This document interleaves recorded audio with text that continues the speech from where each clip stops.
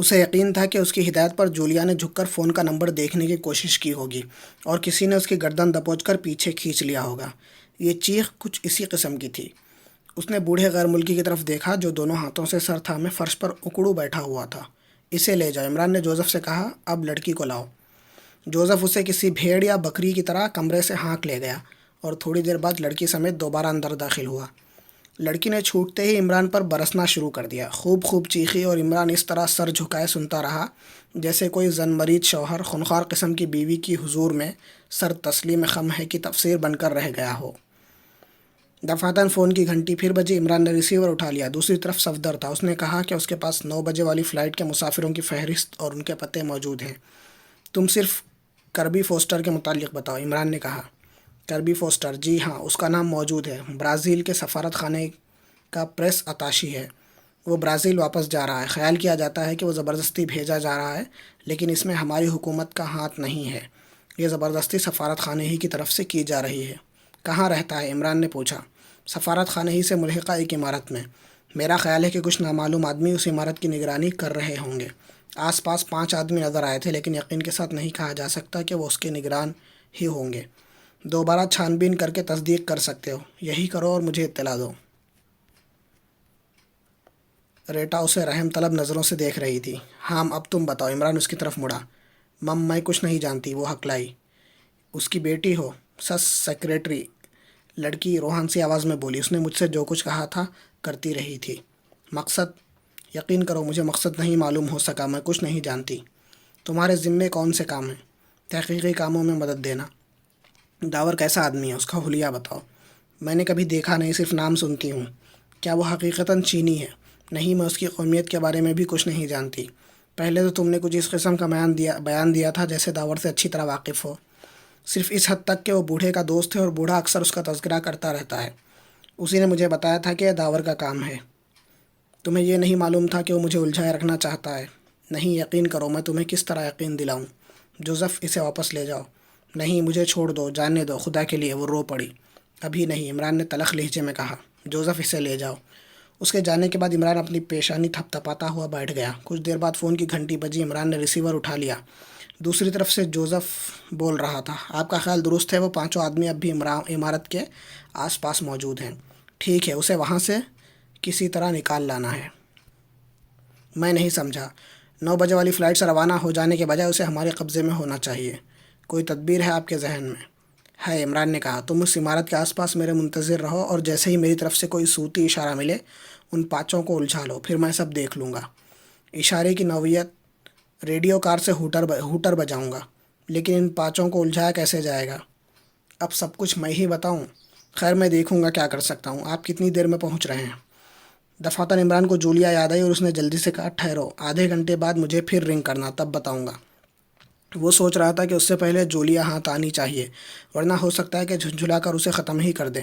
لیکن جولیا کی رہائی کا انحصار ان دونوں قیدیوں کی رہائی پر تھا، اور ان کی رہائی کے بعد اس پراسرار آدمی داور کو یقینی طور پر علم ہو جائے گا کہ کربی فوسٹر کا راز فاش ہو چکا ہے، لہٰذا اس پر ہاتھ ڈالنا بھی مشکل ہو جائے گا۔ پھر کیا کیا جائے؟ وہ سوچتا رہا، اور پھر اب وہ جولیا کی رہائی کے متعلق ان سے کس طرح رابطہ قائم کرے گا۔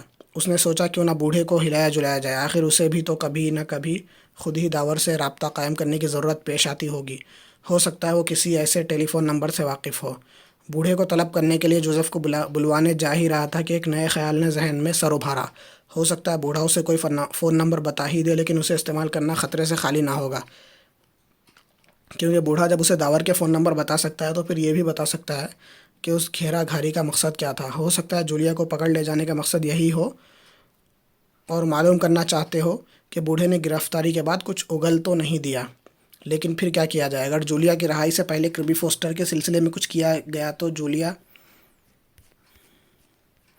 کی زندگی یقینی طور پر خطرے میں پڑ جائے گی۔ وہ اٹھ کر ٹرانسمیٹر والے کمرے میں آیا اور بلیک زیرو سے رابطہ قائم کر کے اسے ہدایت دی کہ کربی فوسٹر والی عمارت کی نگرانی اس وقت تک جاری رکھی جائے جب تک وہ ایئرپورٹ کی طرف روانہ نہ ہو جائے۔ اس نے اسے بتایا کہ وہ اس سلسلے میں صفدر سے رابطہ قائم کر سکتا ہے۔ وہ پھر گہری سوچ میں ڈوب گیا۔ ایک ہی کارڈ تھا ہاتھ میں، اور وہ تھا بوڑھا غیر ملکی۔ اس بار عمران خود ہی تہہ خانے میں آیا۔ ریٹا گھٹنوں میں سر دیے بیٹھی تھی، بوڑھا ایک آرام کرسی پر لیٹا اونگ رہا تھا، اور تیسرا قیدی ٹہل رہا تھا۔ عمران کو دیکھ کر رک گیا، لیکن کچھ بولا نہیں۔ लड़की खड़ी हो गई। बूढ़ा बदस्तूर औंकता रहा। तुम्हें मुझ पर रहम नहीं आता? रेटा ने रूहान सी आवाज़ में कहा। मैं नाबालिग लड़कियों से बात करना पसंद नहीं करता। मैं बालिग हूँ, खुदा की कसम बालिग हूँ, रेटा ने बौखलाए हुए लहजे में कहा। फिर भी तुमसे क्या बात की जाए? वालिदैन का पता बताओ। वो रोने लगी। बूढ़ा उसकी रोने की आवाज़ सुनकर भी ना उठा, हालांकि अंदाज से लगता था कि वो जाग ही रहा है। इमरान ने उसका शाना पकड़कर झंझोड़ते हुए कहा, यह रात सोने के लिए नहीं है। बूढ़ा झल्लाए हुए अंदाज में उठ बैठा और हलक फाड़ कर दहाड़ा, मार डालो मुझे, मार डालो। नहीं प्यारे, इमरान उसका शाना थपकता हुआ बोला, मैं तो तुम्हें तल कर खाऊंगा। फ़िलहाल तुम मेरे साथ चलो, हो सकता है यह सिलसिला तुम्हारी रहाई पर ख़त्म हो। मेरा क्या होगा? तीसरा कैदी जल्दी से बोला। तुम दो एक दिन यहीं आराम करोगे। मैं तन्हा यहाँ नहीं रहूँगा। ये भी तो है, इमरान ने रेटा की तरफ देख कर कहा। हरगिज़ नहीं, ये मेरी बीवी की बद्दुआएं हैं जिन्होंने इस हाल को पहुंचाया है। मुझे किसी दूसरी जगह रखिए। इमरान कोई जवाब दिए बगैर बूढ़े को खींचता हुआ तहखाने के दरवाजे तक आया। छोड़ दो, मैं चल रहा हूँ, बूढ़ा हाँफता हुआ बोला। वो उसे ड्राइंग रूम में लाया। अब बताओ, इमरान उसे सोफे पर धकेलता हुआ बोला। मुझे उस इमारत का पता चाहिए जहाँ दावर के मिलने के इम्कानात हों। मैं नहीं जानता, पहले ही कह चुका हूँ। तुम गलत कहते हो, इमरान उसकी आंखों में देखता हुआ बोला। वो हबशी बहुत खूनख्वार है। तुमने देखा था कि किस तरह खुद मुझसे उलझ पड़ा था जब मैंने तुम्हें उसके पंजे से रहाई दिलवाई थी। नहीं नहीं, बूढ़ा खौफज़दा नज़रों से चारों तरफ देखता हुआ बोला। नहीं, उसे मत बुलाओ, वह जहन्नुम का फ़रिश्ता है। तो फिर बता दो मुझे, तुम्हारी हिफाजत का ज़िम्मे लेता हूँ। हालांकि तुमने गैर क़ानूनी काम में उसे मदद दी थी, लेकिन फिर भी मैं तुम्हें बचाने की कोशिश करूँगा। तुम कौन हो? क्या तुम्हारा ताल्लुक़ पुलिस से है? यही समझ लो, ये एक कत्ल का मामला है। कत्ल? बूढ़ा उछल पड़ा। हाँ, तुम्हें याद है या नहीं, उस रात तुम्हारे यहाँ कोई मादाम निशिका आई थी। मादाम निशिका? हाँ, आई तो थी। मैं नहीं जानता कौन थी। वो भी दावर ही की तरतीब दिए हुए ड्रामे की एक अदाकारा थी। उस दोपहर को उस औरत की लाश एक आदमी की गाड़ी में पाई गई थी। उसी की लाश? वो फिर उछल पड़ा। आंखें हैरत से फैल गई थी। चंद लम्हे वो सकते के से आलम में रहा, फिर होंठ हिले और मध्यम सी आवाज़ सुनाई दी। नहीं, मैं इसके लिए हरगिज़ तैयार नहीं। मैं बता दूंगा। दावर ने मुझे धोखा दिया। नहीं नहीं, मैं एक बाइज़्ज़त आदमी हूँ। इमरान ने तवील सांस ली। फिर बूढ़ा खामोश हो गया, लेकिन उसकी पेशानी की सिलवटें और भवों का तीखापन कह रहा था जैसे वो गुस्से की आग में झुलसा जा रहा हो। कुछ देर बाद उसने सर उठाकर कहा, शायद वो तुम्हें 15th स्ट्रीट की 11वीं इमारत में मिल जाए। शायद या यकीन के साथ। अक्सर वो इस इमारत का हवाला देता रहा है। ख़ुद मैं वहाँ कभी नहीं गया। अच्छा देखो, तुम अपनी सेक्रेटरी को नहीं बताओगे कि तुम मुझे क्या बता चुके हो? बूढ़ा कुछ ना बोला। उसके होंठ भिंचे हुए थे और आंखें गैर मुतहर्रिक सी होकर रह गई थी। कुछ देर बाद वो बड़बड़ाया, मुझे ये भी बता देना चाहिए, कतई तौर पर बता देना चाहिए, बहुत ज़रूरी है। हाँ हाँ, कहो, क्या कहना चाहते हो? वो लड़की रेटा दावर के मुतालिक मुझसे ज़्यादा जानती है, क्योंकि अक्सर उसके साथ बाहर जाती रही है, और मेरी दांस में उन दोनों के ताल्लुकात गैर मामूली हैं। ये सब कुतियाएँ ऐसी ही होती हैं। बेशक बेशक, इमरान सर हिलाकर संजीदगी से बोला। उसके बाप का रोल अदा करने में मेरा कलीजा खून हो गया। होना चाहिए, होना चाहिए। अच्छा, तो फिर मैं किस रास्ते से बाहर जाऊं? फ़िलहाल यहीं आराम करो तो बेहतर है। बूढ़ा मज़ीद कुछ कहना चाहता था कि फ़ोन की घंटी बजी। इमरान ने रिसीवर उठा लिया। हेलो हेलो, दूसरी तरफ से आवाज़ आई। कौन? इमरान, मैं जूलिया हूँ। तुम क्या कर रहे हो? क्या बताऊँ क्या कर रहा हूँ?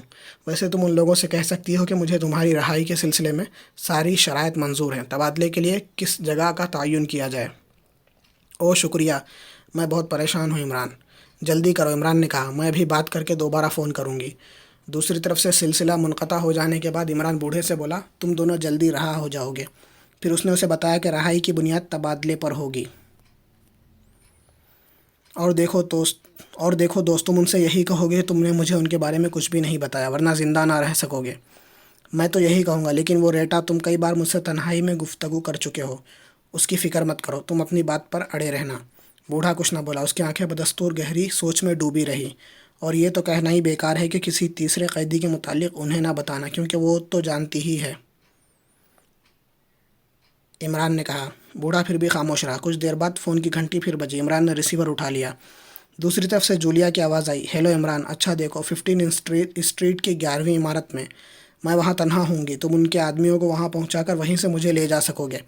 कहा गया है कि अगर इस सिलसिले में कोई शरारत हुई तो हम में से कोई भी ज़िंदा ना बचेगा। फ़िक्र ना करो, इमरान ने कहा और सिलसिला मुनक़ता कर दिया। फिर उसने बूढ़े को बताया कि यह तबादला उसकी बताई हुई इमारत में होगा। पता नहीं क्या हो रहा है, बूढ़ा बड़बड़ाया। किसी मुसीबत में फंस गया। عمران نے جوزف کو طلب کیا اور اسے الگ لے جا کر سمجھانے لگا کہ اسے اس سلسلے میں کیا کرنا ہے۔ تھوڑی دیر بعد وہ ایک اسٹیشن ویگن رانا پیلیس کے پھاٹک سے باہر آئی، جسے خود عمران ڈرائیو کر رہا تھا، لیکن اس وقت شاید ہی کوئی اسے عمران کی حیثیت سے پہچان سکتا۔ جسم پر ڈرائیوروں کی سی خاکی وردی تھی اور چہرہ پلاسٹک میک اپ کی وجہ سے خاصا ڈراؤنا بن گیا تھا۔ پچھلی نشستوں پر بوڑھا ریٹا، تیسرا قیدی اور جوزف تھے۔ چلنے سے پہلے جوزف کو چوتھائی بوتل مل گئی تھی، اسی لیے وہ بہت زیادہ چاق و چوبند نظر آ رہا تھا۔ عمران نے ہارن دیا اور دفعتاً ایک کمرے کی کھڑکیاں روشن ہو گئیں۔ ایک دروازہ کھلا اور کوئی کھانستا کھکارتا ہوا گاڑی تک آیا۔ پھر ایک ٹارچ روشن ہوئی اور روشنی کا دائرہ گاڑی کے اندر چکرانے لگا۔ ٹھیک ہے، بھررائی ہوئی آواز میں کہا گیا، اندر آؤ۔ ٹارچ کی روشنی میں جائزہ لینے والا عمارت میں داخل ہو گیا، لیکن دروازہ کھلا ہی رہا۔ جوزف کے علاوہ اور کسی کو نہیں معلوم تھا کہ عمران ہی انہیں یہاں تک لایا ہے۔ جوزف ان سبھوں کو عمارت کے اندر ہانک لے گیا۔ ذرا ہی سی دیر بعد سامنے سے عمران کے چہرے پر ٹارچ کی روشنی پڑی اور وہ چندھیا کر کسی گھٹیا سے آدمی کے سے انداز میں گندی گندی گالیاں بکنے لگا۔ پھر اس طرح جلدی سے نیچے اترنے کی کوشش کی جیسے روشنی ڈالنے والے کا قیمہ ہی کر کے رکھ دے گا، لیکن دوسرے ہی لمحے میں روشنی غائب ہو گئی۔ کچھ دیر بعد جوزف جولیا سمیت برآمد ہوا اور وہ دونوں چپ چاپ گاڑی میں بیٹھ گئے۔ عمران نے ایکسیلیٹر پر دباؤ ڈالا اور گاڑیاں تیزی سے آگے بڑھ گئی۔ وہ سیدھا رانا پیلیس میں آئے۔ جولیا کا چہرہ کملایا ہوا تھا۔ اس نے جوزف سے پوچھا، عمران کہاں ہے؟ پتہ نہیں، جوزف نے لاپرواہی سے شانوں کو جنبش دی۔ عمران بحیثیت ڈرائیور قریب ہی کھڑا تھا۔ لیکن اتنا جانتا ہوں، جوزف کچھ دیر بعد بولا، تم باس سے پوچھے بغیر اس عمارت سے باہر نہیں نکلو گی۔ وہ کہاں ہے؟ جولیا نے مستربانہ انداز میں پھر پوچھا۔ میں نہیں جانتا۔ عمران محسوس کر رہا تھا کہ جولیا کچھ بتانے کے لیے بے چین ہے۔ مجھے نیند آنے لگی ہے، جولیا نے کہا۔ وہ جب بھی آئے اسے بتا دینا کہ ان لوگوں میں وہ دبلا پتلا چینی تھا جس نے کاؤچن کا مذاق اڑانے کی کوشش کی تھی۔ بتا دوں گا، جوزف نے کہا اور بھاڑ سا منہ پھیلا کر جماہی لینے لگا۔ پھر جولیا اندر چلی گئی اور وہ دونوں وہیں کھڑے رہے۔ غالباً تم نے سن ہی لیا ہوگا باس، جوزف نے کہا اور پھر جماہی لی۔ شاید اس کا نشہ اکھڑ رہا تھا۔ عمران نے کہا اور دوسری طرف اندھیرے میں گھورنے لگا۔ اب کربی فوسٹر کا مسئلہ سامنے تھا۔ تھوڑی دیر بعد وہ جوزف کو ہوشیار رہنے کی ہدایت کرتا ہوا اندر آیا۔ ٹرانسمیٹر کے ذریعہ بلیک زیرو سے رابطہ قائم کیا۔ یس سر، دوسری طرف سے آواز آئی۔ عمارت کی نگرانی جاری ہے، وہ دوسرے نامعلوم آدمی بھی موجود ہیں جو پہلے سے نگرانی کر رہے تھے۔ برازیل کے سفارت خانے کے ڈرائیوروں کی لسٹ مہیا کر کے چھان بین کرو کہ ان میں سے کون اسے ایئرپورٹ لے جائے گا، اور یہ بھی معلوم کرو کہ مسافر کے ساتھ گاڑی میں اور کون ہوگا۔ جلدی کرو۔ اوکے چیف، دوسری طرف سے آواز آئی۔ اوور اینڈ آل، عمران نے کہا اور سوئچ آف کر دیا۔ جولیا سچ مچ سو گئی تھی، ورنہ کسی نہ کسی جگہ یقینی طور پر ملاقات ہوتی۔ وہ پھر ڈرائنگ روم میں آ بیٹھا۔ اب اس کے علاوہ اور کوئی کام نہیں تھا کہ وہ بلیک زیرو کے جواب کا انتظار کرتا رہے۔ گھڑی 2:30 بجا رہی تھی۔ اس نے طویل انگڑائی لی اور صوفے کی پشت سے ٹک گیا، اور پھر انتہائی کوشش کے باوجود بھی اپنے اونگتے ہوئے ذہن پر قابو نہ پا سکا۔ پلکیں نیند کے دباؤ سے جھکتی چلی گئی اور وہ بے خبر سو گیا۔ دوبارہ آنکھ کسی کے آواز دینے پر کھلی تھی۔ بڑبڑا کر اٹھ بیٹھا۔ سامنے بلیک زیرو نظر آیا۔ کیا وقت ہوا؟ عمران نے بوکھلا کر پوچھا۔ 4 بجے ہیں۔ او ہو، لیکن تم یہاں کیسے؟ بڑی دیر تک پکارتا رہا، جب کوئی جواب نہ ملا تو آنا ہی پڑا۔ کسی اور کو بھیج سکتے تھے، تمہیں دانش منزل ہی میں موجود رہنا چاہیے تھا۔ ہو سکتا ہے کہ نگرانی کرنے والے کسی اشد ضرورت کے تحت تم سے رابطہ قائم کرنا چاہیں۔ غلطی ہوئی چیف۔ خیر کوئی بات نہیں۔ ہاں آپ بتاؤ کیا کر رہے ہو؟ کربی فوسٹر کے پاس اس کی گاڑی ہے، خود ڈرائیو کرتا ہے، اور وہ اسے ایئرپورٹ پر کسی بھکاری کے حوالے کر کے خود یہاں سے واپس چلا جائے گا۔ ڈرائیور بھی ہے، ہو سکتا ہے کل وہی اسے لے جائے۔ یقینی طور پر وہی لے جائے گا یا اس کے ساتھ جائے گا۔ خیر ڈرائیور کے متعلق کیا معلوم کیا؟ مختصر بتاؤ، وقت کم ہے۔ وہ بھی اسی عمارت کے کمپاؤنڈ میں سرونٹس کوارٹر میں رہتا ہے۔ اس وقت کہاں ہے؟ یقین کے ساتھ نہیں کہا جا سکتا کہ کہاں ہوگا۔ یہ بہت ضروری ہے، عمران کچھ سوچتا ہوا بولا۔ خیر اب تم دانش منزل واپس جاؤ۔ بہت بہتر جناب، وہ اٹھتا ہوا بولا۔ ڈرائیور کا نام جعفر ہے، ہو سکتا ہے وہ اس وقت پکسس بار میں ہو۔ بآسانی پہچانا جا سکتا ہے، بائیں کان کی لو کٹی ہوئی ہے اور سردی بھی خاصی ہے۔ اگر اس نے کانوں پر مفلر لپیٹ رکھا ہو تو شراب سے کان گرم ہو جاتے ہیں۔ مجھے تجربہ نہیں۔ خیر اب تم دفع ہو جاؤ، میں دیکھوں گا۔ بلیک زیرو چلا گیا۔ عمران تھوڑی دیر تک کچھ سوچتا رہا، پھر اٹھا، گیراج سے شیورلیٹ نکالی اور ڈرائیور ہی کے حلیے میں پکسس بار کی طرف روانہ ہو گیا۔ کم قیمت اور گھٹیا شراب کے لیے یہ خاص طور پر مشہور تھا اور یہاں نچلے طبقے کے لوگ ہی نظر آتے تھے۔ بار میں داخل ہو کر اس نے چاروں طرف نظر دوڑائی، 3 میزوں کے علاوہ اور ساری میزیں خالی تھی۔ پہلی نظر میں عمران کو یقین ہو گیا کہ جس کی تلاش میں آیا تھا وہ یہاں موجود ہے۔